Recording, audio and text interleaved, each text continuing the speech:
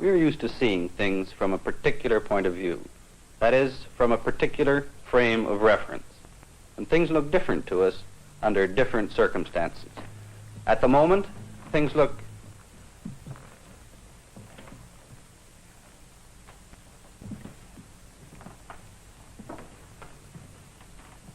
You look peculiar. You're upside down. No, you're the one that's upside down. No, you're upside down. No, I'm not.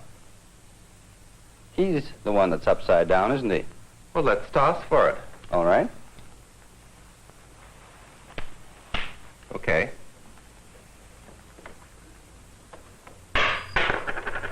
You lose.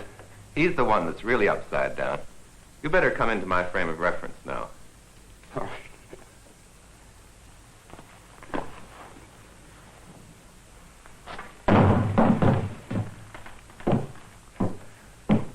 My frame of reference was inverted from what it usually is.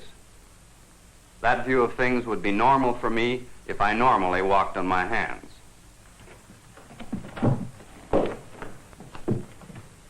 This represents a frame of reference. Just 3 rods stuck together so that each is at right angles to the other 2. Now I'm going to move in this direction. You see the frame at the same spot on your screen, but you know I'm moving this way because you see the wall moving this way behind me. But how do you know that I'm not standing still and the wall moving? It was the wall that was moving. Now the wall has disappeared, and you have no way of telling whether I am moving or not. But now you know that I'm moving. The point of this is that all motion is relative. In both cases, I was moving relative to the wall, and the wall was moving relative to me.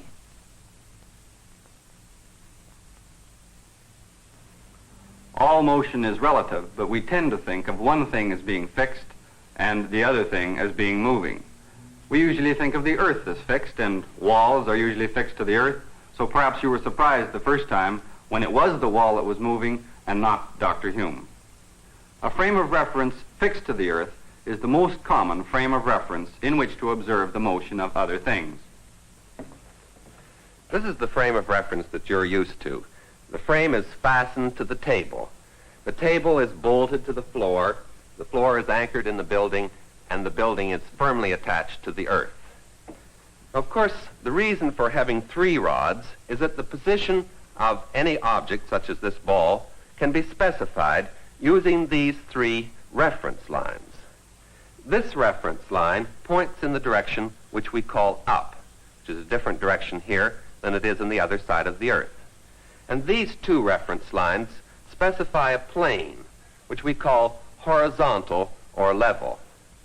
In this film, we're going to look at the motion of objects in this earth frame of reference and in other frames of reference moving in different ways relative to the earth frame. Well, let's look at a motion. This steel ball can be held up by the electromagnet. Now I'm going to open the switch, and you watch the motion of the ball. The ball is accelerated straight down by gravity along a line parallel to this vertical reference line.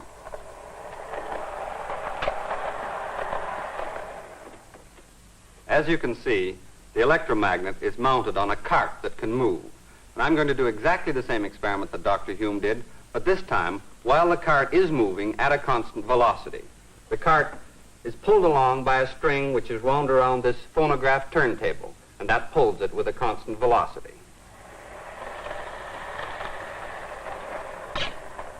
When the cart passes this line, the ball is released, as you can see. I'm going to start the cart down at the end of the table so that by the time it gets to this point, I can be sure it's moving with a constant velocity. Now, I want you to watch right here so that you will see the ball falling.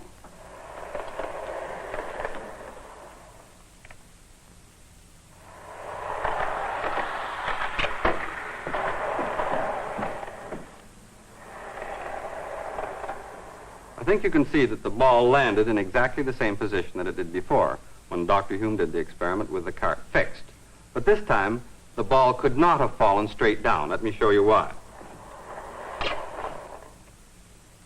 The ball was released at that point.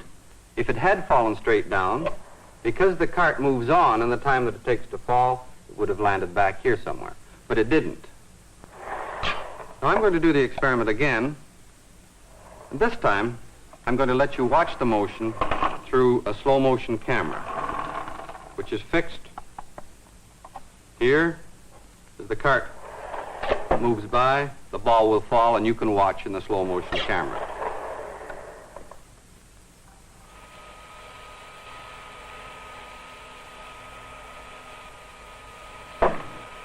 I'll show you this again. This time there'll be a line on the film so that you can see the path. I think that you can see that the path of the ball is a parabola. But all of this has been in a frame of reference fixed to the earth. How would this motion look in a frame of reference which was moving along with the cart? Frame of reference like that.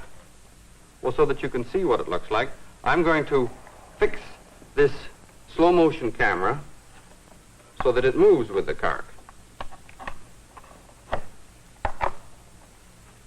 Like this. I'm going to do the experiment again. And incidentally, I'll start it, and then I'm going to stand here so that when the ball falls, you will have something which is fixed as a reference point.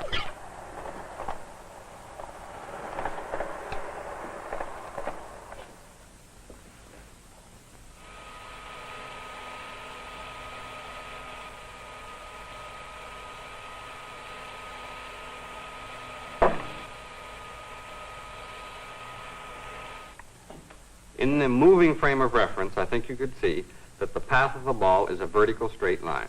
It looks exactly the same as it did before when Dr. Hume did the experiment with the cart fixed. If we were moving along in this frame of reference and we couldn't see the surroundings, then we wouldn't be able to tell by this experiment that we were moving at a constant velocity. As a matter of fact, we wouldn't be able to tell by any experiment that we were moving at a constant velocity. I'm going to do the experiment once more. And this time, I'm not going to stand here behind the ball as it falls so that you won't have any fixed reference frame.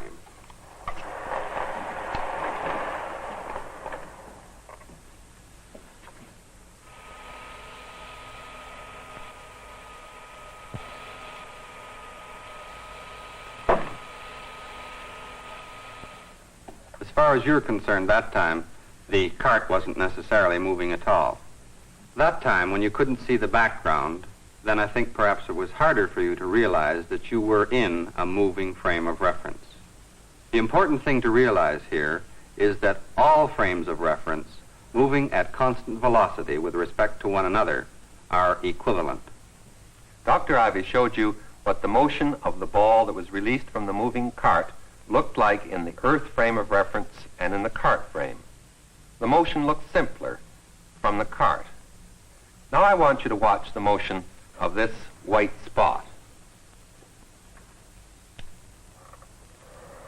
You probably see the spot moving in a circle.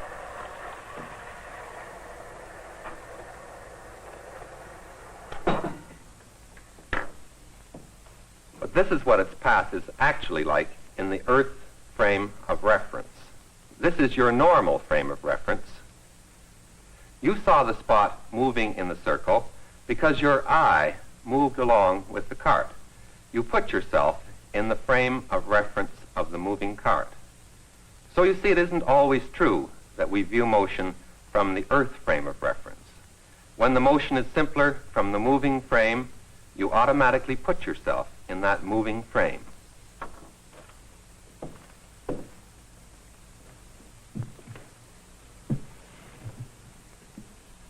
Now we're going to do another experiment on relative motion to show how to compare the velocity of an object in one frame of reference to its velocity in another frame of reference. If I give this dry ice puck a certain start, it moves straight across the table with a speed which is essentially constant because the forces of friction have been made very small. This is just the law of inertia. An object moves with a constant velocity unless an unbalanced force acts on it. Now, will you give it the same start backwards? I'll try. If Dr. Hume gives it the same start, it moves back in this direction with the same velocity. Now we are on a car here, a car which can move and which really is going to move in this direction, and we're going to repeat the experiment. All right, let's go.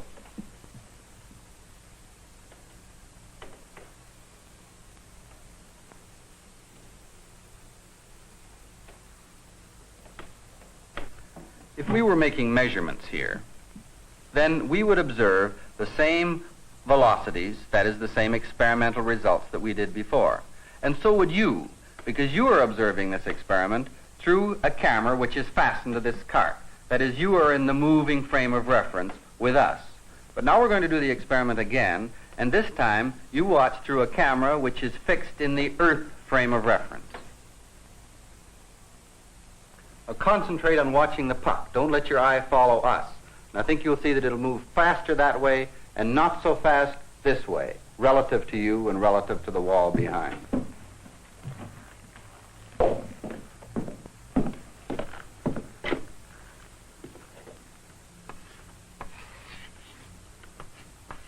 Here's the cart, which was moving along in this direction with a velocity u. We were sitting on the cart at a table. Here I am over on this side, and Dr. Hume was on this side, and we were pushing this puck back and forth on the table. When I pushed it, it went in this direction with a velocity v, and when Dr. Hume pushed it, it went in this direction with the same velocity v, but this is the velocity relative to the cart. What about the velocity relative to an observer on the ground in the fixed frame? Well, if it was pushed in this direction, its velocity is u plus v. If it's in this direction, its velocity is u minus v. This is all very reasonable. There's nothing very hard to understand here. The surprising thing about this expression is that it is not accurate in all circumstances. At very high speeds, and by high speeds I mean speeds close to the velocity of light, this expression breaks down. At these very high speeds, we have to use the ideas about relative motion developed by Albert Einstein in his special theory of relativity. However, for all the speeds that we are ever likely to run into, this expression, u plus or minus v, is completely adequate. So far, we've been talking about frames of reference moving at a constant velocity relative to one another. Now I'm going to do the experiment with the dropping ball again, only this time the cart will be accelerated relative to the Earth frame. These weights will fall and give the cart a constant acceleration.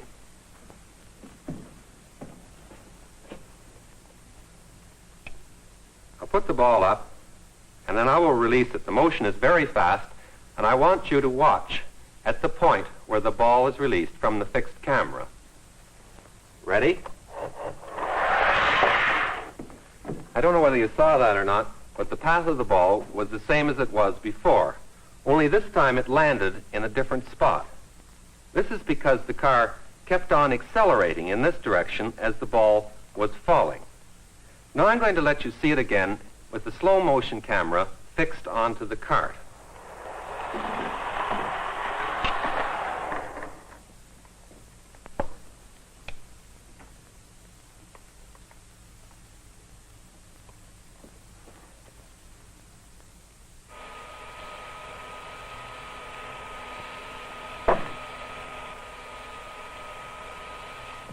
This time you saw the ball moving off to one side and not following down the vertical reference line as it did in the constant velocity case.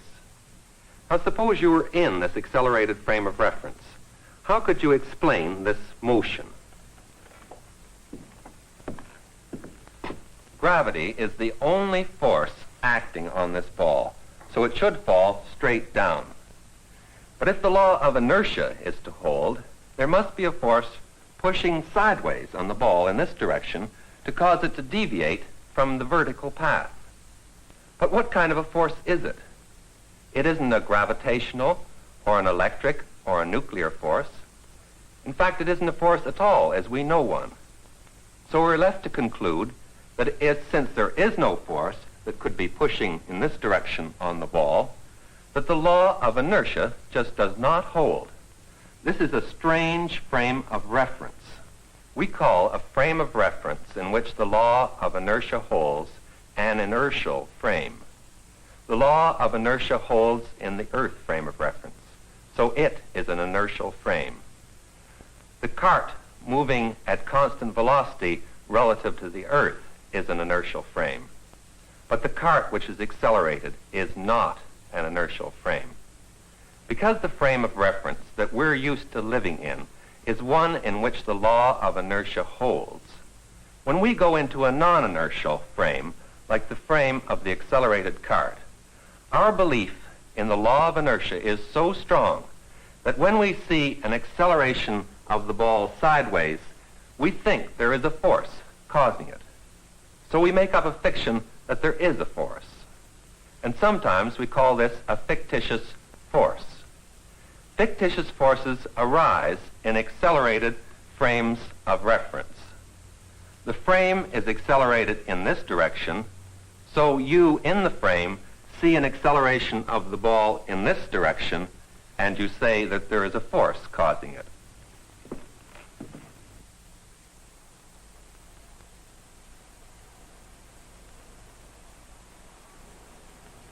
What's happening this time? Why doesn't the puck move straight across the table as it did before?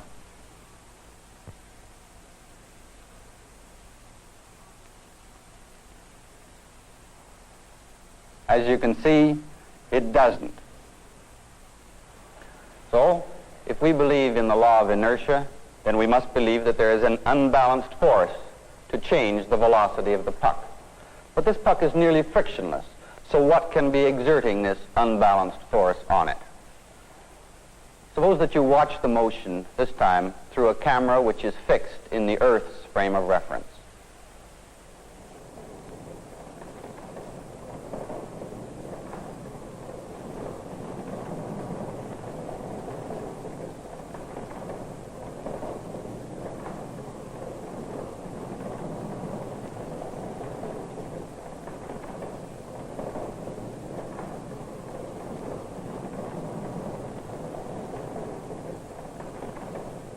I think if you concentrate on watching just the puck, you can see that it is moving in a straight line, and that therefore there is no unbalanced force acting on it.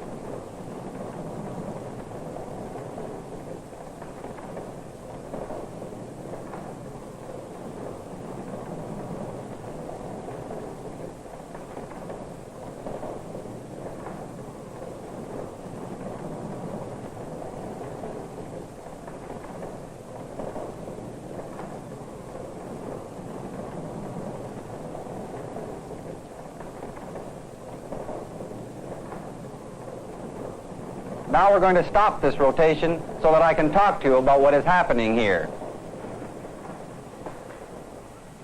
I don't know about you, but I'm dizzy. In the Earth fixed frame of reference, there was no unbalanced force, but in the frame of reference rotating in this turntable, there was an unbalanced force because the velocity of this puck kept changing. This was a fictitious force. The rotating frame is a non-inertial or accelerated frame, just as the accelerated frame of the cart that Dr. Hume showed you was. You know that every object which is moving in a circle has an acceleration towards the center of the circle. This is the acceleration that has a special name, the centripetal acceleration. Now you hold this puck for a while, hold it steady, while the turntable is rotating. I'll get off.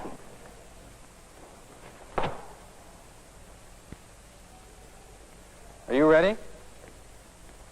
I'm ready. Start the rotation.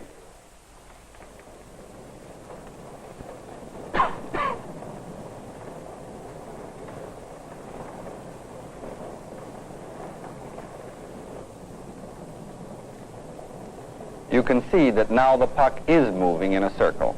Dr. Hume is exerting a force to keep it moving in the circle, and you can see this from the fact that the rubber ring is extended. He is exerting the centripetal force, and this is the only horizontal force acting on the puck. But now let's look at it again from his point of view in the rotating system. He is exerting a force towards the center of the table, and yet the puck is standing still, or at least more or less still. There is some vibration. Now, he believes in the law of inertia, so he thinks there's an equal force on the puck away from the center of the table, so that there is no unbalanced force. This outward force on the puck is the fictitious force. In this case, sometimes it's called the centrifugal force. In the fixed reference frame, there is no outward force on the puck. Now, suppose that Dr. Hume stops exerting a force. Watch the puck. In the fixed frame of reference, the puck moves off in a straight line. There is now no unbalanced force acting on it. Now let's look at it again from his point of view in the rotating system. When he releases the puck, which to him was at rest, it moved. The force away from the center is now an unbalanced force on the puck, to him. Remember, to us, the outward force on the puck is fictitious, because in our Earth frame of reference it doesn't exist. But to Dr. Hume, in the accelerated frame of reference, it's a perfectly real force. I hope by now Dr. Ivy and I have convinced you that a rotating frame of reference is not an inertial frame. Now, you've all been told that the Earth is rotating about its axis, and that also it travels in a nearly circular orbit around the Sun. Why then do we find that in a frame of reference attached securely to the Earth that the law of inertia seems to hold? Why don't we observe fictitious forces? The size of the fictitious forces which we have to introduce in a non-inertial frame depends on the acceleration of the frame. The smaller the acceleration is, the smaller the fictitious forces that we introduce. Now, here is a frame of reference attached to the equator of the Earth. The acceleration of this frame is really very small. Because the Earth is spinning about its axis, it has an acceleration directly inward of 3/100ths of a meter per second squared. So on a 1 kilogram mass at the equator, there is a fictitious force acting directly upwards of 3/100ths of a Newton. But this is masked by gravity, which is a force downward of 9.8 newtons. So the net downward force is smaller than that of gravity alone. So if I dropped a mass of 1 kilogram at the equator, the acceleration would be slightly smaller than that due to gravity alone, but not really very much. Now, the acceleration of the Earth in its orbit is even smaller still and produces even smaller effects in our frame of reference. Now, I said that the Earth was rotating about its axis. How do we know that this is so? Well, if you take a time exposure photograph of the stars, they seem to be moving in circles about the pole star. But all motion is relative. Is there any way of telling which is moving, the Earth or the stars? The fact that it is the Earth which is rotating can be demonstrated by means of a pendulum. If I set a pendulum swinging, it swings back and forth in a plane. Now, it turns out if this pendulum were at the North Pole of the Earth, the plane of swing would remain fixed relative to the stars, but would rotate relative to the Earth. Now, I'll have to show you what I mean. This pendulum is at the center of this turntable, which will represent the Earth. Now I'm going to start the table turning around in this direction. I'll put a black arrow on so that you'll remember.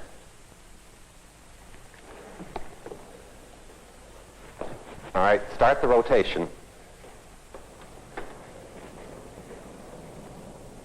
The pendulum is at the North Pole of the Earth, and you are looking at its motion as you ordinarily do, standing on the Earth. The plane of swing rotates in the opposite direction from the rotation of the turntable and at exactly the same rate. Now look at it from the fixed camera, which will represent the frame of the stars. The turntable, the Earth, rotates, but the plane of the pendulum remains fixed. A pendulum used for this purpose is called a Foucault pendulum. You saw me start one at the beginning of this film. Let's look back again now. This Foucault pendulum drops sand as it swings. I think you can see the faint line where the sand trail began. The amplitude of swing is decreasing. The sand trail isn't as long now. But the important thing to see is that the plane of swing has been rotating during the half hour that we've been talking to you.